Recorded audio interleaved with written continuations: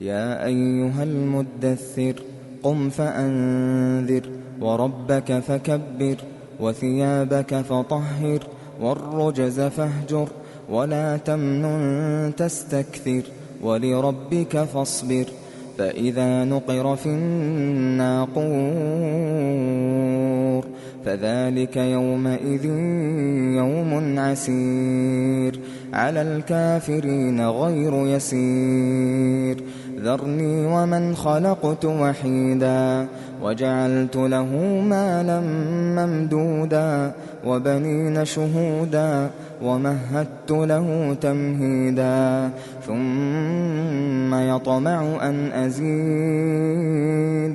كلا إنه كان لآياتنا عنيدا سأرهقه صعودا إنه فكر وقدر فقتل كيف قدر ثم قتل كيف قدر ثم نظر ثم عبس وبسر ثم أدبر واستكبر فقال إن هذا إلا سحر يؤثر إن هذا إلا قول البشر سأصليه سقر وما أدراك ما سقر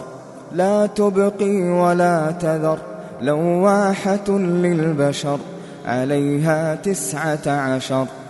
وما جعلنا أصحاب النار إلا ملائكة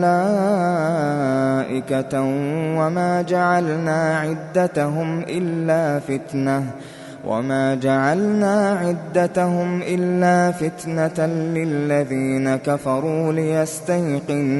ليستيقن الذين أوتوا الكتاب ويزداد الذين آمنوا إيمانا ولا يرتاب الذين أوتوا الكتاب والمؤمنون وليقول الذين في قلوبهم مرض والكافرون ماذا أراد الله بهذا مثلا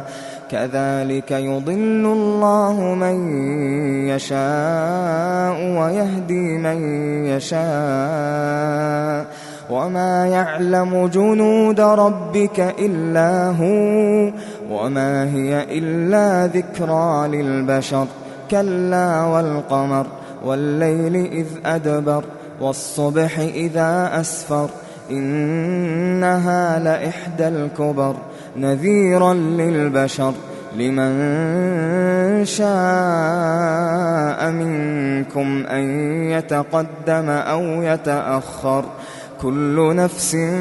بما كسبت رهينة إلا أصحاب اليمين في جنات يتساءلون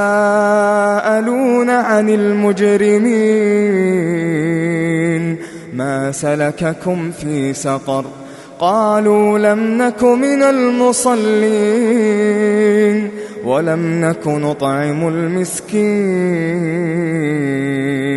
وكنا نخوض مع الخائضين وكنا نكذب بيوم الدين حتى أتانا اليقين فما تنفعهم شفاعة الشافعين فما لهم عن التذكرة معرضين كأنهم حمر مستنفرة فرت من